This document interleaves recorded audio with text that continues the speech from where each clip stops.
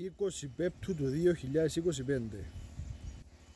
Θα προσπαθήσω να απαντήσω την ερώτηση του Ζήτα Ταφ, η οποία είναι τι σημαίνει ευτυχία. Αντιλαμβάνεσαι ότι η απάντηση στο συγκεκριμένο ερώτημα είναι τελείως υποκειμενική και έχει να κάνει με τις προσωπικές αντιλήψεις του κάθε ενός ξεχωριστά.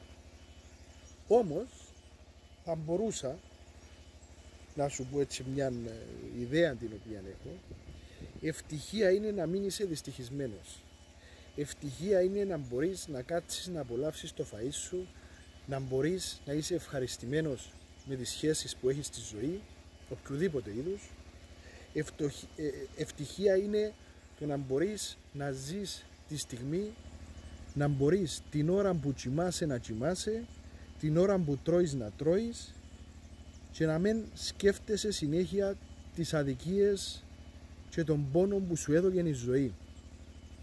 Αν μπορείς να ζήσεις τη στιγμή, τότε θα είσαι ευτυχισμένος ή έστω τουλάχιστον δεν θα είσαι τόσο δυστυχισμένος.